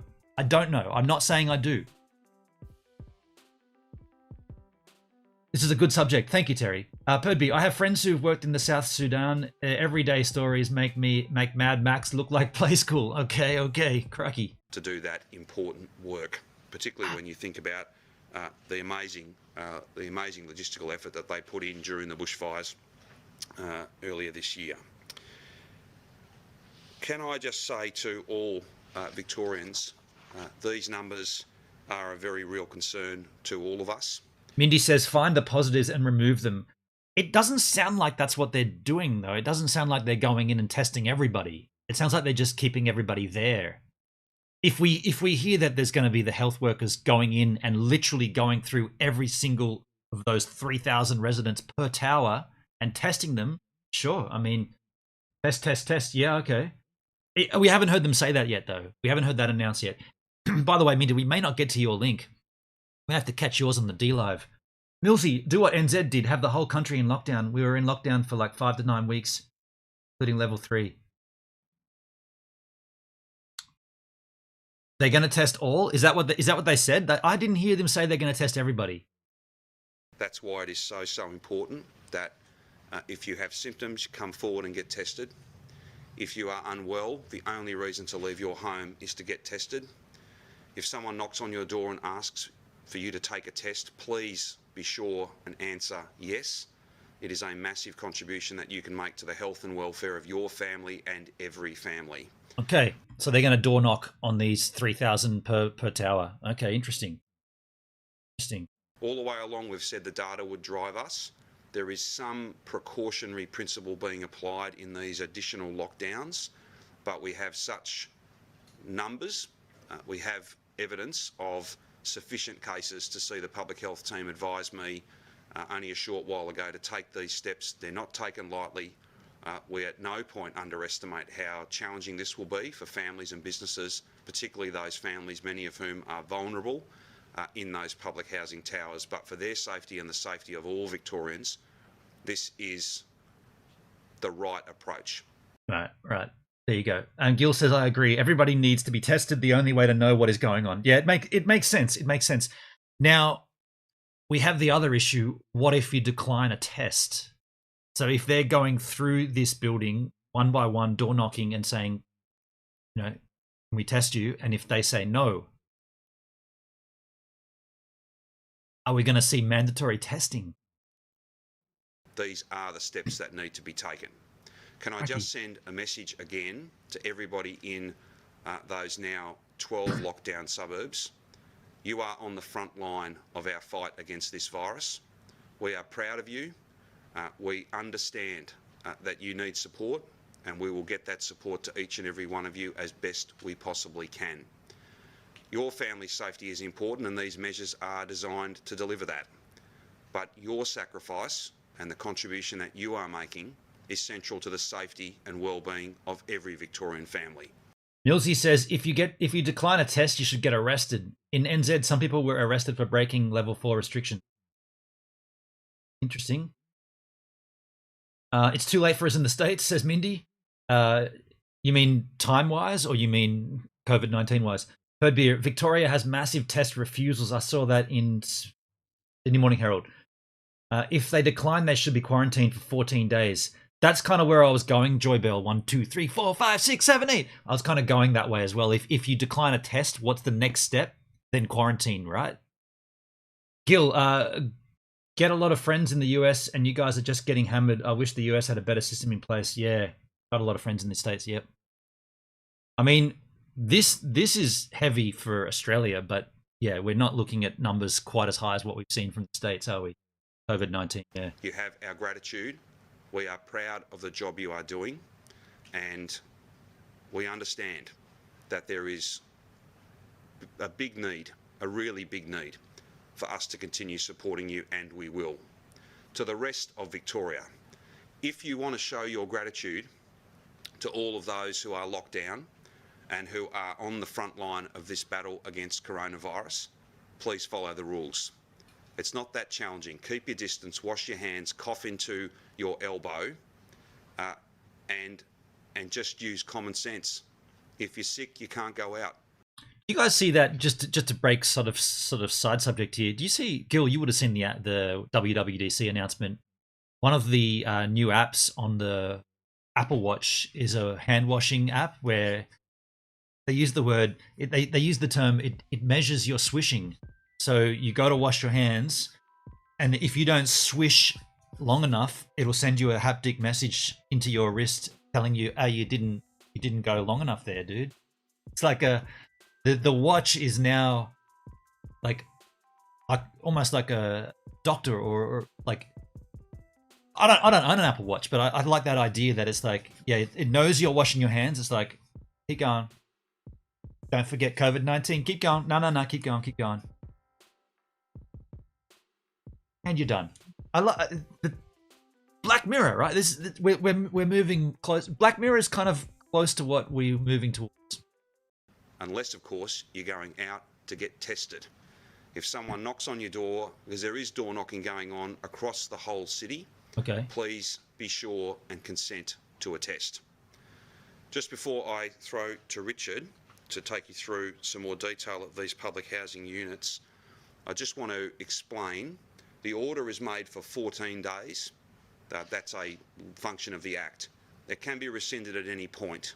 We will, the 9 towers that are being locked down will be locked down for at least 5 days. See? I reckon it's going to go longer. Because that is deemed the appropriate period to test everybody, every single resident. There you go. Other than those who've already tested positive. So they are going to sweep through the whole building and test everybody. Well, that's the theory. Interesting. Wow. Across those towers, and to have those tests processed by the labs. Wow. That data will then guide us as to what the next steps should be. But at this stage, it is at least that 5-day hard lockdown effective from right now. Wow. Gil says, yeah, I saw that. I have a counter app I'm developing for public toilets that gives you a countdown when washing hands. So you start to wash and you see the little countdown come up. You know what I think that this should do? This should bring me personally, I don't know about any other men or even women, but when I go into a public toilet, I've always done this. and used my sleeve. And if I'm not wearing a long sleeve, I'll get my shirt and I'll grab the door handle like that. And I'll use my foot to lift up the toilet seat. I'm not touching it with my hand. And you need to have no hands touching anything in a public restroom. I think there should be foot buttons to flush the loo. There should be foot buttons to disengage the door lock. There should be foot buttons to press the sink tap distributor. You shouldn't touch anything in a public toilet. You should walk in, push your foot down, the door opens, you walk in. Push your foot down on the cubicle door, that door opens, you go in. Push your foot down, the seat comes down. You sit down, you do your or you stand up. Because think about it, you're touching your pecker. And what is you're taking a slash, right? In the cubicle. And the next thing you do after touching your pecker is touch the door handle. So there's this dismissal of the germ, regardless of COVID-19. I've been doing that since I was a kid, never touching anything. I think this COVID-19 might change things in public restrooms that we see. Might make it a little bit less germ intense. You know, you always go in those places and you're very concerned about, oh, man, this is disgusting, right? So let's not touch anything.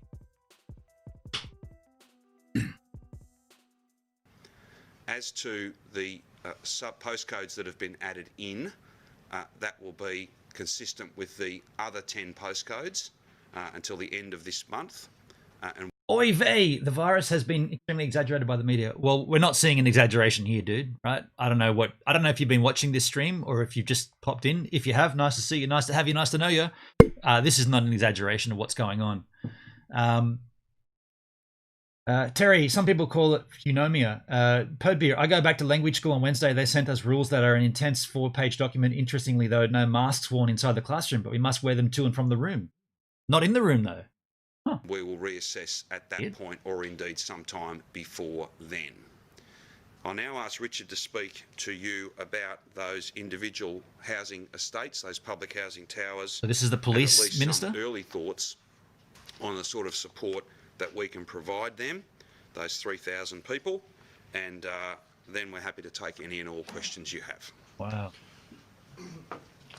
Thank you very much, Premier. And the 2 suburbs that the Premier has today announced, of course, are host to some of our biggest public housing estates, both in Flemington and in North Melbourne. And we know that those public housing towers, they're high-density towers, and as the Premier has indicated, we will be locking down 9 of those towers. But these are home to some of the most vulnerable people in our community. And we must respect that and honour that. And I know absolutely that we will do everything that we possibly can to support these people at this very difficult and challenging time.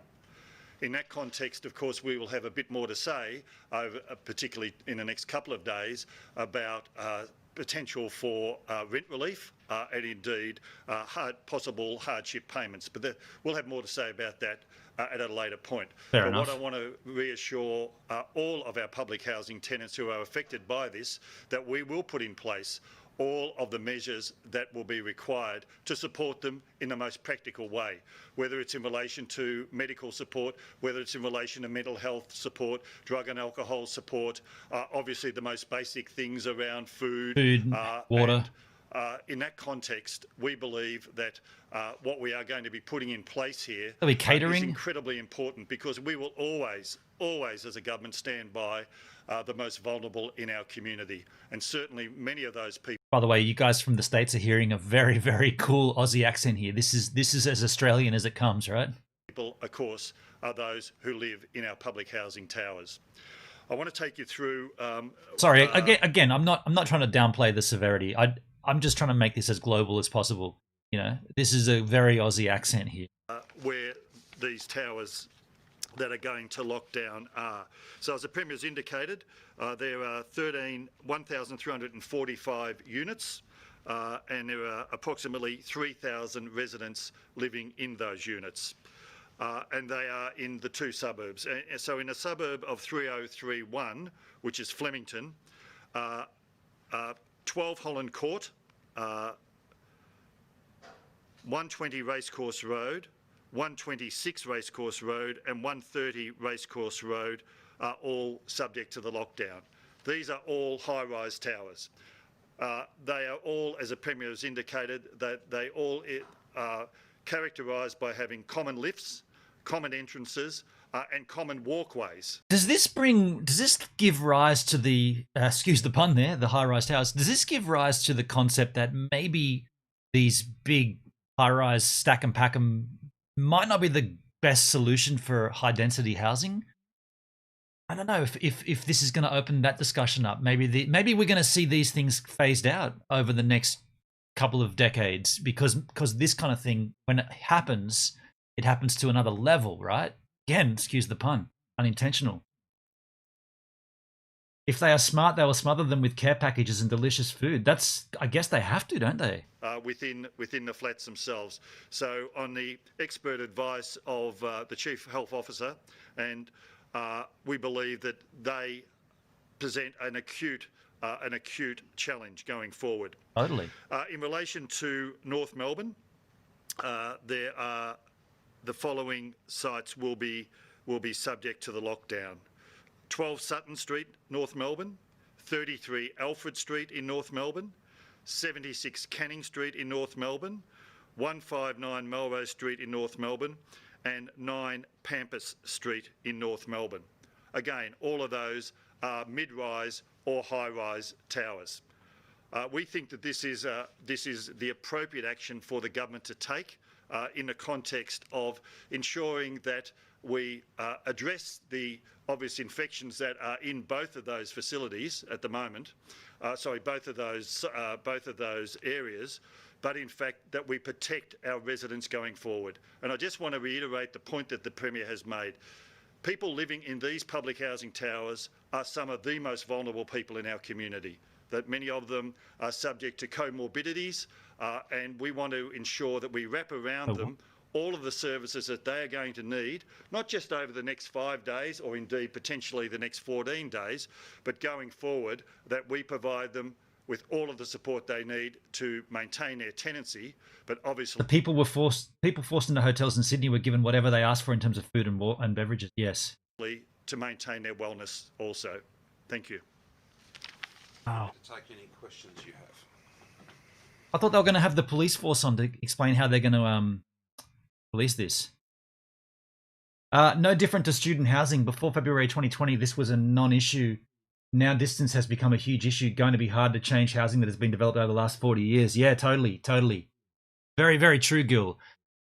Given that the climate has changed, and we've often heard politicians say nothing will be the same from here on in, is this going to be a topic that gets visited later on? Once this smooths out, is it going to be like, well, we really should think about, maybe not having these high-rise towers or not having high-density living? I mean, it's a little late for that, given the population growth, but it's gonna give rise to those questions. Is it not? I guess the devil's advocate would say that is this going to be handled better than a hotel quarantine? Well, I can indicate to you that I hate these press conferences when they don't mic up the questions. I think she asked about something about the hotel quarantines. Victoria Police are in charge of this important work. That's both from a public order point of view, but also maintaining the security of this lockdown. That is, I think, that is exactly the right way to go.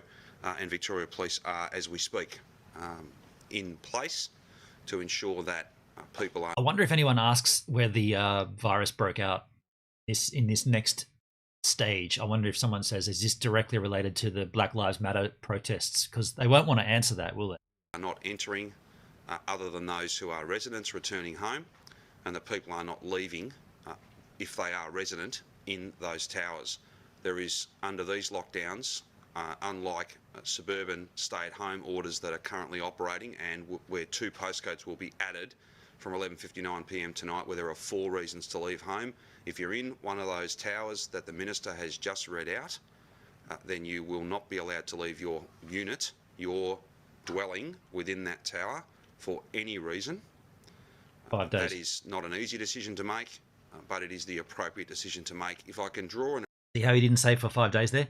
I was going to say... When I was going to make then? I've lost it. Sorry, I've lost the train of thought. I'm just blown away by this news. I'm completely blown away. Analogy, it is not dissimilar to the way aged care facilities are treated if there is a positive case, let alone an outbreak. Oh, sorry, that's what I was going to say. That's the point I was going to make. It's interesting at this juncture that we're at. We're so far in to the COVID-19 situation that the remedy for the situation is to. It's just interesting that we're not talking about how we can fix it. We're talking about how we can control it still. And I'm not saying that we should be doing it any other way. I'm just saying, isn't that interesting that we have people that have got so at this point we know of infected people in these buildings, and the response, or not the cure, that's the wrong word. The response is not how can we fix them, it's how can we keep them away from everybody else. And again, I'm not saying that there should be any other way. I'm just saying, isn't that interesting to note?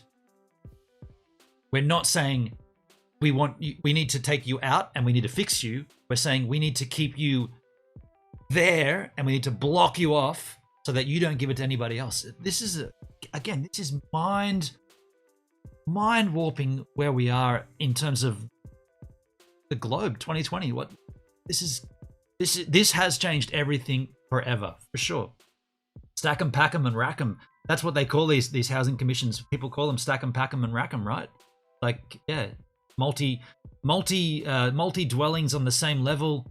Everybody knows everybody else. Everybody hears everybody else. It's a terrible situation. Terrible situation to be in to begin with, before we've got this infection. And now it's like you're infected. It's like a Hollywood film. You're infected. We're gonna lock that tower down. We're gonna guard it military style until we know that you're clear. What? Wow. Here we are, folks. In an aged care facility. Such is the vulnerability and the susceptibility of many in that cohort, many residents in those towers, that to do anything Very sad, else Mindy. as Totally. difficult, Sad. as unique as these steps are, unprecedented, would be to not follow the public health advice, and would pose an unacceptable risk to the health and well-being of those who live in those towers, and indeed, by extension, the health and well-being of every single Victorian. With us getting, it's the second biggest day of cases and the biggest jump since March. How much responsibility do you need to take for that, and how you'll handle COVID? I've spoken at length about the authority and the chain of command in our state. I don't think I need to add to that, other than saying I'm the Premier of the state, I'm the leader of the government, and I'm accountable and responsible to get this job done. That's why I'm focused on that job, not focused, can I say, on things I can't change. We've got an inquiry into those matters. That's the appropriate way to go. That's at arm's length. What I need to be focused on now, and I am exclusively focused on, is dealing with this challenge and making sure we've got the right policy settings, and that we are testing as many people as possible, providing support to those who need it, and trying to stabilise these numbers and drive them down. That is why I'm so grateful, noting that no team, even teams as big as the one we have assembled, many thousands of people, from door knockers to laboratory technicians to public health coronavirus. Can I just jump in there quickly and say, to bring the numbers down, you don't reduce the number by testing. By testing, you find out who's got it, and then you isolate them for 14 days. So I feel like this is going to be, the 5-day lockdown will be the time that they think they need to test as many as possible. But those that are positive, are they going to remove them from the buildings and then quarantine them for 14 days? I think that's gonna be what happens, right? They're gonna cherry pick those that have acknowledged we will take a test. Sure, okay, you took a test, you're positive.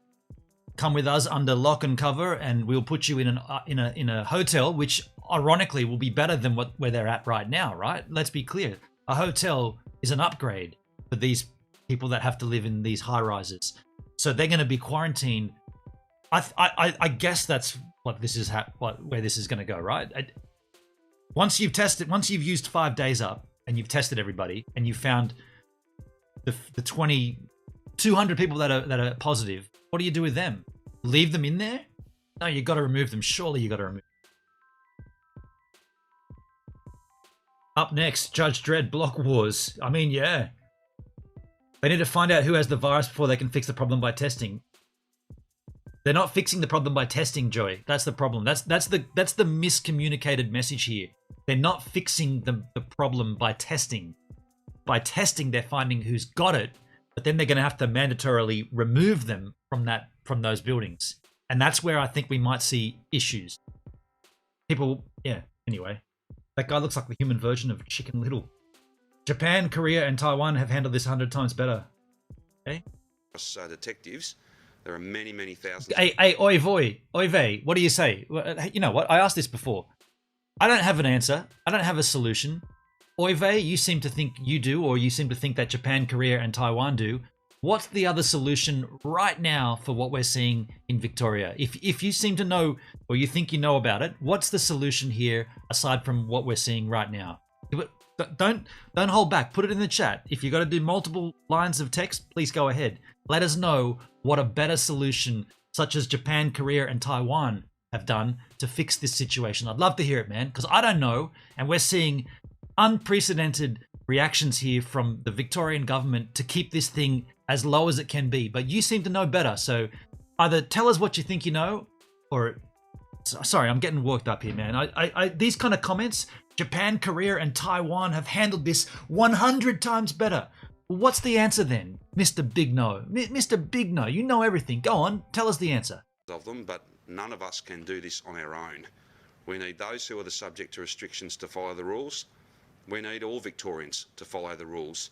We can't simply let our frustration get the better of us. And of course, everybody is frustrated. Everyone would love this to be over. They desperately want this to be over. Exactly. The fact is that we can't just go back to normal, where if you've got a sniffle, you just go about your business. This is wildly infectious. And all of us must accept the fact that we can't go back to normal. We've got to go back or find a COVID normal. That's what we have to do. And that's going to involve all of these basic common sense rules being followed by everybody. And I again make the point, I know and understand the level of frustration, the level of fatigue with this global pandemic. But we've got to stay the course. We've got to keep all of us playing our part. And for those who are not in lockdown suburbs, do what New Zealand did, lock down the whole country and keep the borders closed. That's a start. But that's the start. But we have a breakout inside high-rise buildings. That's not the same as what New Zealand had. We have breakouts in communities, in 2 isolated communities. They've narrowed it down to these towers. So what's the solution at that point? Taiwan were indeed brilliant. Japan and South Korea less so. Let's all of us show our gratitude. Let's all of us show our gratitude to those who are making a larger sacrifice because the virus is in their local community. And the best way we can thank them and show the fact that we are proud of the job they're doing on the front line of this virus is to follow the rules ourselves. That's what I'd ask of every single Victorian. The alternative is this gets right away from us, and we've got not just 12 postcodes locked down, but every postcode locked down. I don't want to get to that point. How likely do you think that would be? I'm not. That person said, how likely do you think that would be that we'd have the entire state locked down? I'm not about speculating when it comes to these things. The data will drive us. We'll have more to say. These additional postcodes that are added in tonight with no joy, no sense of anything other than, really clear appreciation that this will cause pain. But the pain it causes, the frustration or the difficulty that it causes is nowhere near the difficulties that will be experienced if we have this get right away from us. Yeah, Millsy, just up in regards to your question, to your comment, do what NZ did, lock down the whole country. The problem is it's not coming in from outside the borders. It's inside Victoria now. It's in these communities. I can't comment on that because I'm not sure, but we did have breakout in the rest home area. Not sure what they did with that. Yeah. So we've got a hotspot, and it's kind of like I keep relating it back to the ship incident in New South Wales when the Princess cruise liner was an infected hotspot. What do they do with that? They took those, they tested as many as they could. They took those that were infected. They put them into quarantine for 14 days. They maintained the ship off the coast in certain areas. They brought it in, unfortunately, a few times, and then they cleared it and they pushed the ship away. That's all good and true because it's a ship. We're talking about a building here, or a series of buildings. I don't have a better solution at this point. Every other country has had to lock down completely. Every other country has had to lock down completely. In this instance, though, Mindy, what's to be done about these towers? Not the potential to infect more people. In these towers, what do we do? I want to find out if anyone has a better solution. We have seen across the week some stability in these numbers. The fact that our testing rates are going up and up and up, and we are finding more cases, is in fact a suppression strategy working. No one's pleased to be in this place, but unless you find cases, you can't wrap your arms around those positive cases, isolate them, quarantine them. You simply can't. It is always better to have the clearest of pictures, and that's why I'm so proud of all of those and grateful to all of those Victorians. I believe this is certainly a Victorian record, more than 25,500 tests in a single day, and we will continue to see that sort of testing rate, those sorts of testing numbers, provided, of course, Victorians across the board, regardless of their postcode or their circumstances, if you have symptoms, even mild symptoms, come forward Test and and get contact tested, because trace. that gives us the data. And also the lockdown, Mindy, keep the lockdown in place on the building, or let the building open. That gives us the most complete picture of where this virus is, and then it allows us to bring the fight to the virus. Much like a bushfire, and this is a public health bushfire, we need to contain it and then ultimately put it out. But if you can't find it, if you don't know where it is because people aren't getting tested, then that task just becomes much, much harder. There was a testing site at the community centre right next to the Housing Commission flats, but no one turned up. So how does that illustrate the problem in this particular area? I wouldn't make any comments about individual testing sites. What I would say to you, though, is we'll be going door to door as part of this lockdown. Every single resident will be tested. There it is. I knew that wasn't, he didn't say that before, but there it is. He's going to go door to door. Every single resident of these towers will be tested or asked to be tested. I'd put SES and health professionals in the towers instead of police. Mindy would say no need for a lockdown. It's uncontainable now. Wow. That's interesting, Mindy. So you're saying that in these towers, there's known cases, and you're saying that a lockdown's not needed? And I'd be confident that that's out of control. Residents will agree to be tested, because if they don't, then of course the potential hard lockdown has to run longer.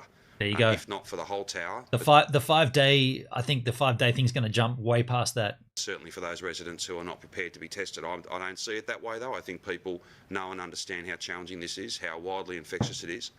And we'll see widespread uptake of that testing, and that work has already started. There are a number of positive cases in a number of these towers. Must I'm very lead to citizens like Andrew Cuomo. Large Cuomo. public health team out there tomorrow, going door to door, testing everybody across these 9 sites. Do you know how many... See, Joy Bell says keep the lockdown on the building. It's not out of control yet. Can you give us a ballpark figure? How big is this cluster now?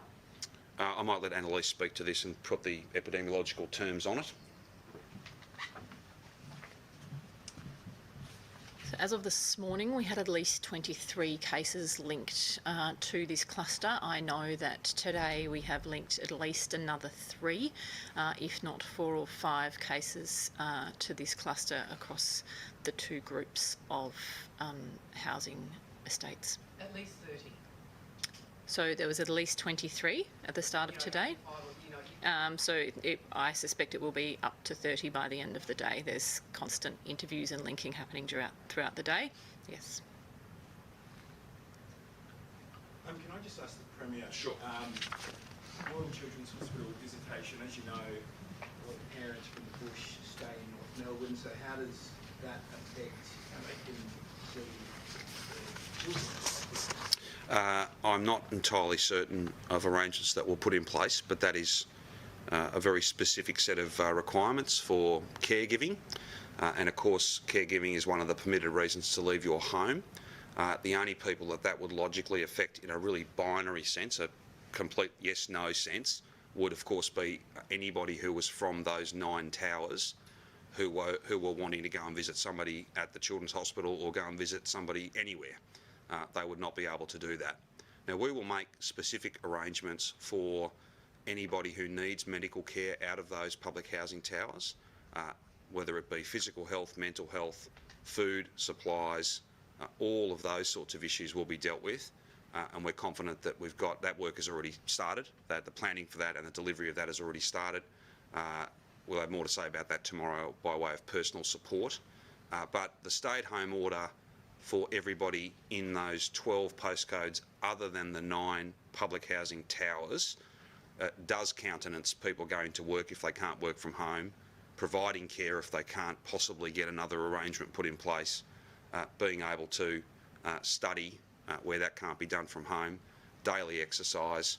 We're all well acquainted with those rules. So I think that would probably cover off the example you use. But just like any set of rules or any line on a map, there'll always be questions where we have to interpret things, we have to try and provide advice and guidance, and that's something that the public health team covers off. I thought they were in complete lockdown, no work. So, Joy, I think you might have just misheard what he said then. He was talking about the suburbs. In those suburbs, the public housing blocks that are within those suburbs are in total lockdown, but the suburbs are in a lockdown aside from 4 reasons. You can, if you live in those suburbs, I think there was 2 different suburbs listed, you can leave your home for 4 different reasons. But if you live in those suburbs and you're in those towers, you can't leave for any reason. Folks, we're coming to the end of this stream. We're going to have to leave it there, but just some final comments here. Again, I want to be clear about what I'm saying here. I don't like this. I don't think this is cool, but I don't see any other way to handle this. And I think we're going to see more and more issues because of this. In these areas, it's a sketchy way to live to begin with. Forcing people into those homes to stay there. I just don't like where this is going. I see a police cordoned off buildings. He said 500 police patrolling around the buildings. What are they going to be, armed? Imagine looking out your window and seeing, again, it's like Black Mirror. You look out your window and you see armed cops making sure you stay in your home. I understand why. Of course I understand why, but I don't think it's going to end well. I don't think this is going to play very well at all. I think we're going to see further than 5 days. I think it's going to pop out. I think we're going to see less and less people wanting to be tested. I'm going to see people saying it's a breach of our privacy, a breach of our civil rights. We don't want to have you guys come in and test. I'm going to see people getting pulled out of their buildings that are positive, that aren't going to want to leave. They're going to be forced to be removed from their loved ones for the 14-day lockdown. I see this thing going crazy. Victoria is not game over just yet, says Gil, but we are in the last quarter. Yeah. If this doesn't work, Australia might get a lockdown again, a police state. That's exactly what this is, Mindy. And I don't see any other way to deal with it. We tried, we thought about different methods today. No one really came up with one. We didn't see any suggestions in the chat other than speculations about this and that, but we didn't see any suggestions. I don't see any other way that this can be dealt with. Who did that? Jim Marson became a giver by subscribing. Thanks, Jim, for subscribing over on here on YouTube. Yeah, wow. I mean, I'm glad we looked into this. We'll continue to investigate, but tomorrow we're going to talk about 5G, right? 5G. We'll talk about 5G rollouts. Folks, I can hear my outro music rolling right now. Thank you for hearing this stream, being here. I'll see you all tomorrow.